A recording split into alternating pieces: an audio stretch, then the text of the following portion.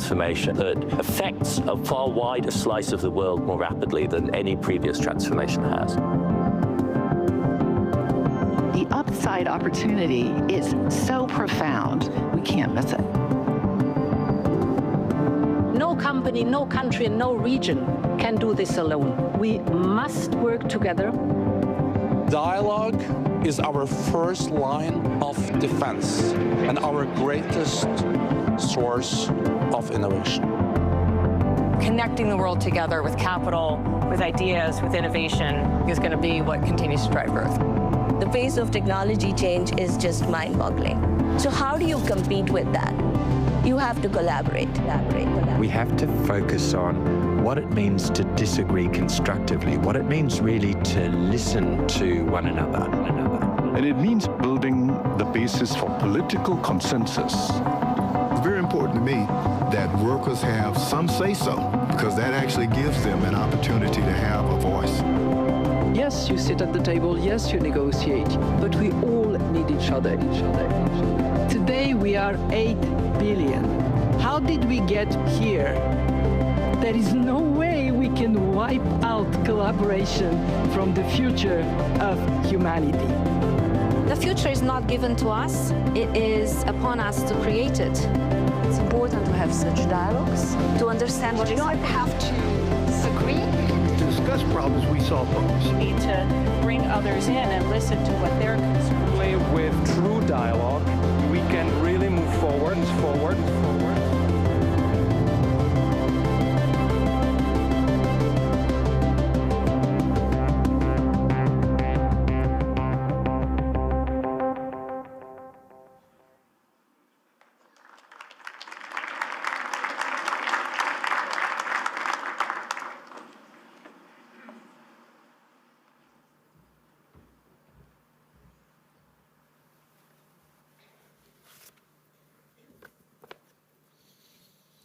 Your Majesties, Excellencies, distinguished foreign partners, ladies and gentlemen. It is really my great honor to welcome you to the World Economic Forum's annual meeting in Davos. With us are 3,000 participants from 130 countries, including a record level of political leaders, more than 400 political leaders, 65 heads of state and government, and 850 global CEOs and chairs. And in addition, we have the young global leaders, the shapers, the social entrepreneurs, academics, 10 Nobel laureates, also labor leaders and faith leaders. That makes us a unique multi-cultural village in Davos. And these are historic numbers for our annual meeting. We are convening at such a consequential moment for the world, when geopolitical developments are fast-moving, when long-standing trade and economic architectures are being redrawn, and when technological forces are reshaping our industries and societies. We are standing at the start of a new reality, the contours of which are still to be defined. But hopefully it is not the jungle growing back. That is why also the deliberations and dialogues we make here in Davos will shape what comes next. Countries and companies are finding new ways to work with one another, finding the way like water to advance common agendas even in more uncertain times. Last year when we met in Davos, there was a fear that we would be facing a decade of slow growth like we had in the 1970s. Even with the very difficult geopolitical backdrop, maybe the most difficult one since 1945, we are seeing sustained economic growth. The IMF numbers that came showed 3.3% expected economic growth this year. And we are also seeing that trade is growing. Not 5–6% as in the past, but still growing 3%. When you read the media, you feel that things are contracting.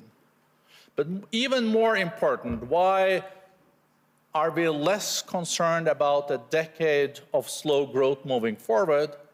It is because of the new technologies. Last year, $1.5 trillion was invested in the new technologies. And if we get it right, the new technologies can be the new driver of growth for decades to come. So maybe we can see decades where we see increased growth, and we can deal then also with the debt level that is the highest since 1945. The foundation of moving forward has to build on cooperation and dialogue. It is the only way to identify shared interests and chart pathways forward together. This is why the theme of this year's annual meeting is a spirit of dialogue. It is really my hope that the week ahead and the year ahead will chart collaborative pathways forward for business and government, and shape a more prosperous and secure era. I'm now pleased to introduce the co-chair of the World Economic Forum and chair and CEO of BlackRock, Larry Fink. Welcome, Larry.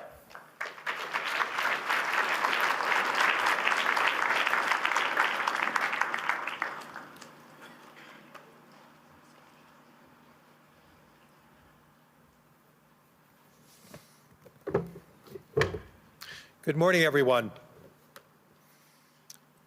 And it's a great welcome to be a part of this annual meeting at the World Economic Forum, which is the strongest session that we're going to be ever having in our 56-year history. This week, as Børge suggested, 850 CEOs and chairs are here. 65 heads of state representing governments, representing actually 40% of the world's population. And alongside, we have some of the world's most innovative entrepreneurs, some of the world's most innovative startups, and we have some of the most impactful civil society and NGO representatives. In fact, we believe that outside the United Nations, this is the largest gathering of global leadership of the post-COVID period of time. So thank you for being a part of that. But now we have a harder question to ask all of us. What do we need to do about it? And will anyone outside this room care what we're doing here? Because if we're honest, for many people, this meeting feels out of step with the moment. We hear all about the elites. And how does that play out in an age of populism? How does an established institution make a difference in an era of deep institutional mistrust? And there's some truth to the critique. I believe in this forum for a long time. I certainly wouldn't be leading this if I didn't believe that we can change and make the world better. But it's also obvious that the world now places far less trust in us to help shape what comes next. If the World Economic Forum is going to be useful going forward, it has to regain that trust. And there are some very obvious ways that we can improve for ourselves and hopefully for the world. We need to make sure that we widen who gets a voice in these conversations over the coming week. We have to be a lot more transparent and more engaged with people who don't feel represented in rooms like this. And because this is the World Economic Forum, to be more precise about what does it mean about economic success. Prosperity just isn't the growth in the aggregate. It's not just GDP. It can't be measured by GDP or market caps of companies.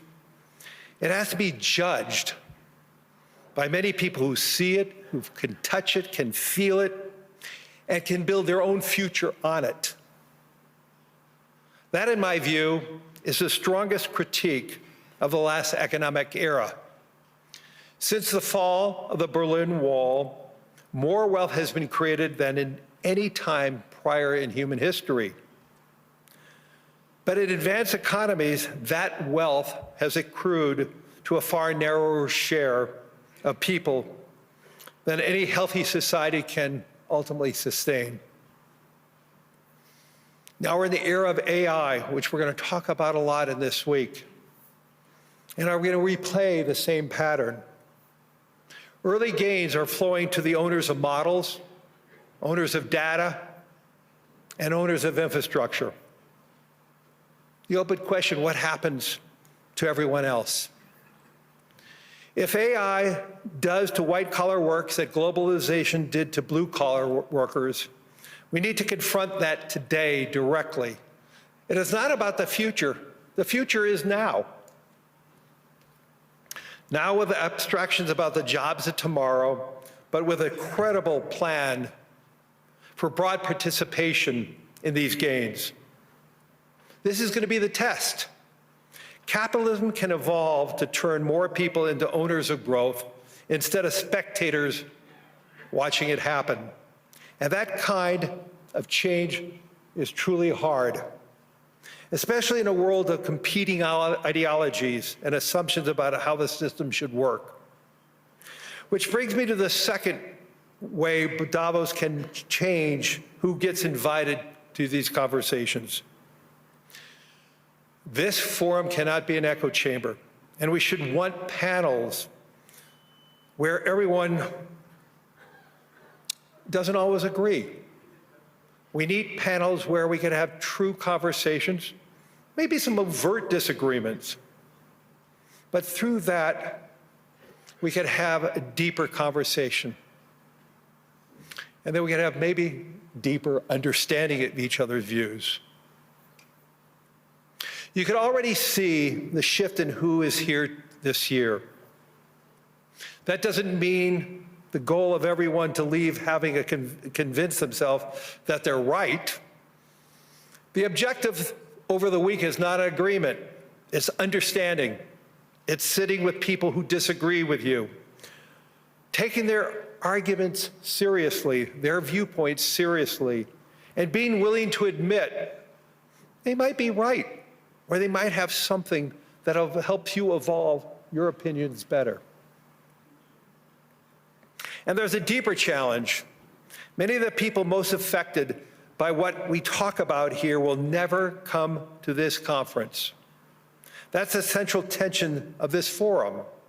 Davos is an elite gathering trying to shape a world that belongs to everyone. That is why this year's theme is the spirit of dialogue, because dialogue is the only way a room like this can earn the legitimacy to shape ideas for people who aren't in the room. And besides, the world needs some more good faith conversations with people who don't typically talk to one another. I think that most people, at least intellectually, know that finding a common ground with a stranger is a hopeful thing. It restores your faith in humanity a bit. But how often does it actually happen? Hopefully a little more happens now. But how often can we make it happen? Because dialogue, especially the listening half of dialogue, is what the World Economic Forum needs in going forward. We need more of it. For 56 years, the World Economic Forum has been synonymous with Davos. And that's likely to remain true for a long while. But you should also see the World Economic Forum start doing something new, showing up and listening in places where the modern world is actually being built. Davos, yes, but also places like Detroit and Dublin, or cities like Jakarta or Buenos Aires. We need the mountain to visit everyone, to be a part of everyone's life. So in fact, that's why I agreed to take on this role after Klaus Schwab, whose more than a half-century of work, together with an extraordinary, dedicated group of men and women at the World Economic Forum, made this gathering possible. There was an opportunity to make this forum more transparent, and I thought this was the surest way to rebuild trust. When people can see in the room about the debates, about the participation, and about the conversations, and maybe a lot more understanding. That approach may fail in other gatherings. In this one, it's going to work. Because for all the caricatures of this forum, the people who come here, the people I know, aren't here to congratulate themselves, aren't here to pat themselves on the back. They're not here to protect their own comforts. The people I know are here for something bigger than themselves, bigger than their organizations that they represent. I believe an economic progress should be shared. All of us at the forum believe that economic success should be shared. And we believe institutions like the World Economic Forum still matters in making things happen. So let's remember this during the week about real conversations. Let us all commit to listen, to learn, to understand. And if we can all do that, we will all be better for that. Thank you. And now my co-chair.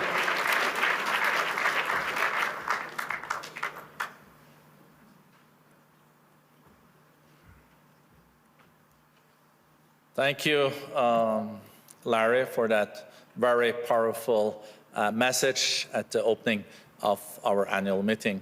Now it is my pleasure to introduce our other co-chair, André Hoffmann, and I would also like to use this opportunity to thank both of the co-chairs for their leadership during the last three-quarters of a year. André Hoffmann, you know André, many of you, he's our co-chair, but also the vice chair of Roche. So, André, floor is yours.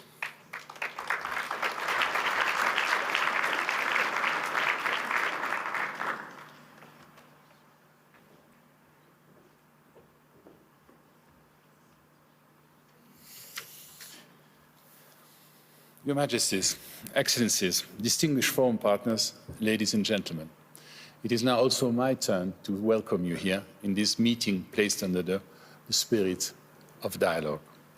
At a time when science confirms that humanity has already transgressed 7 of the 9 planetary boundaries, as highlighted in a planetary health check in September 25 from the Potsdam Institute, the challenge before us is no longer one of just awareness, but of action, making the need for collective responsibility, decisive leadership, and meaningful dialogue more urgent than ever, as Larry just underlined.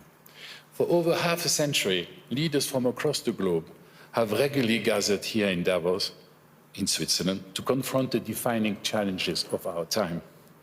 This was done as a community bound by shared responsibility for our collective future.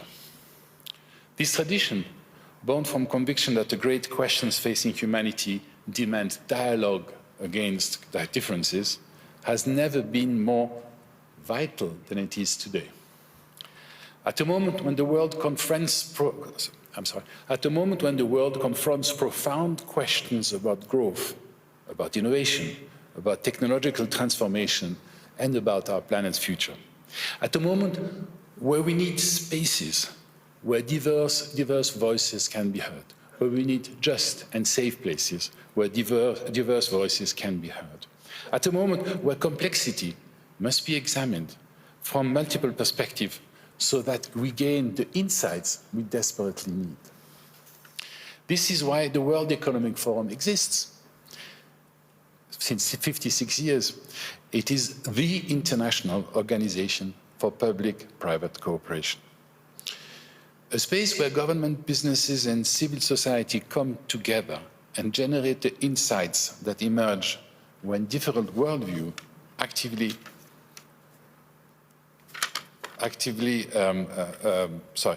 illuminate one another. And this matters because in a world that feels increasingly divided, progress depends on our ability to listen and engage across differences. Could I ask my wife to give me the third page, which I left there?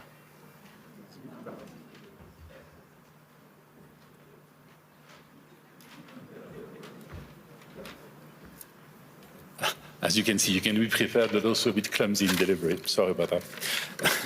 This is why our gathering... This is why our gathering takes place here, in Switzerland, a nation whose tradition and commitment to dialogue reflects the very spirit we seek to embody. Davos has over so many years almost become, as I said before, a synonym for the World Economic Forum.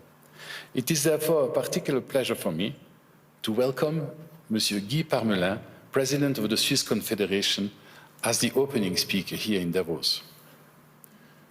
Bonjour, Monsieur le Président de la Confédération. Je vais vous demander de venir sur scène. Merci beaucoup. Merci d'avoir accepté de partager vos réflexions avec nous. Thank you for accepting our invitation. Has been a member of the Swiss Federal Council for over 20 years. He initially led the Federal Department of Defense, Civil Protection and Sport, and since 2019 has headed the Federal Department of Economic Affairs, Education and Research. Mr. President, when you were inaugurated as President by the Swiss Parliament last December, you chose to speak about dialogue. At a time of uncertainty and tension, you reminded Parliament that Switzerland's diversity is not something that sustains itself automatically. It only becomes a strength if we truly listen to one another, if we resist the temptation to dismiss different views simply because they come from another political camp. You emphasized that societies do not move forward through value judgment on others, but through respect for those who think differently. Diverging opinions, you argued, are not an obstacle, but a driver of progress and a source of genuine innovation. This understanding of dialogue, rooted in listening, proximity, respect, and a shared sense of responsibility and humanity, is one that deeply resonates here in Davos. It also reflects the value of the World Economic Forum. Talk and listen to each other, embrace other options and act in a collective interest. The spirit of dialogue. Before inviting the President to speak to us, allow me also to express our deepest gratitude to the Swiss government, to the Swiss Parliament, to the Canton of Graubünden, to the Swiss Army and to the police. A special thank you goes to the community of Davos and Klosters for their decades of exceptional hospitality and partnership. And above all, our thanks go to the people of these communities whose openness and commitment truly embodies the spirit of Davos and the spirit of Switzerland. Your Majesties, Excellency, distinguished forum partners, ladies and gentlemen, it is a particular pleasure to invite now le Président de la Confédération Suisse, Guy Parmelin, to address us. Thank you very much, Guy. The floor is yours.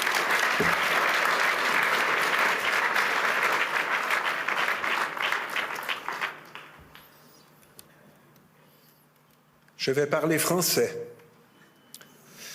Monsieur Hoffmann. I shall speak French.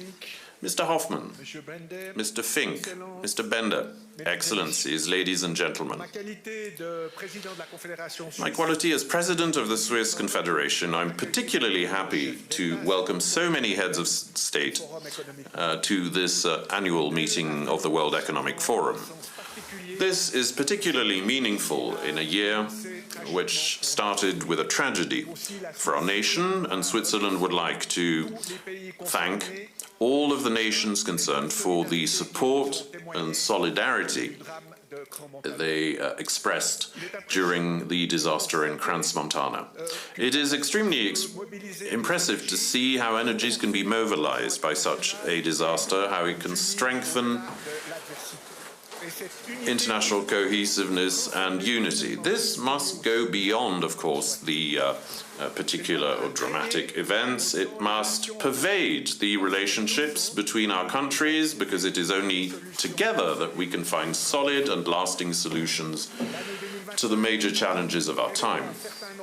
2025 offered up a number of challenges: geopolitical, economic, and digital upheavals on a global scale. They can be seen everywhere. They permeate our daily lives and even extend to the World Economic Forum, for which the past year was not a walk in the park. This edition, with its many distinguished guests, attests to the importance of resilience and dialogue in the bedrock of our institutions and their ability to cope. 2026 has barely started, yet there are indications of upheavals to come and potential flashpoints. Ukraine, Gaza, Sudan, and now Venezuela and Iran, to name but a few. In terms of economic policy, protectionism is on the rise all over the world. In addition, there are many unresolved issues about the role and control of artificial intelligence that remain unanswered. This should come as no surprise. For humans, standing still is not an option. Or to quote philosopher Henri Bergson, to exist is to change. This year will be marked by technological advances, as well as economic and security concerns. The rapid rise of AI is set to deeply transform the fabric of our societies. The changes it brings will be visible at every turn and in every area of human life: the economy, government, in our day-to-day lives.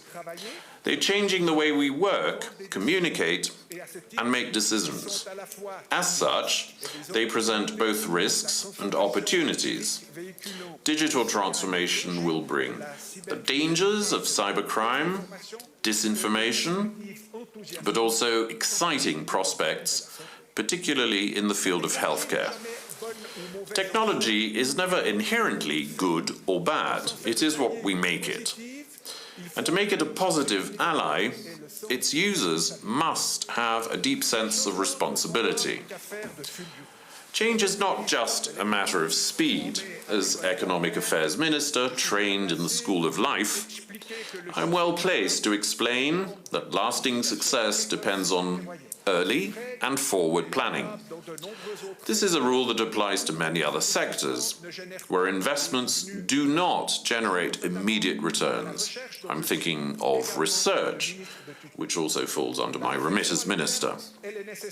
Long-term thinking is necessary in any situation. It is particularly necessary in times of upheaval. It can help us to drive progress while remaining true to our fundamental values, without forgetting their meaning or their role. Excellencies, ladies and gentlemen, Switzerland draws its strength from the consistency that helps to ensure political stability. Consistency is not a source of stagnation. On the contrary, it is the foundation of progress.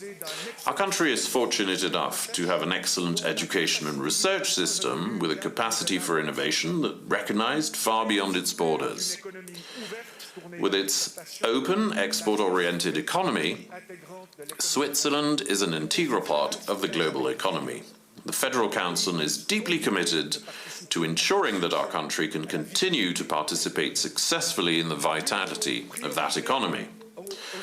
One of our current priorities is to stabilize and expand relationships with our most loyal and significant partners. Switzerland also wishes to continue to diversify its international relations, particularly in the areas of trade and science. Even in the current climate, which is prone to protectionism, we believe in the success of free trade and wish to continue expanding our networks of agreement. To achieve this, we must be able to conduct negotiations on an equal footing, yielding good results for the benefit of all parties. Agreements of this kind, which are mutually beneficial, don't happen by chance. We have the ability to build them patiently, one step at a time.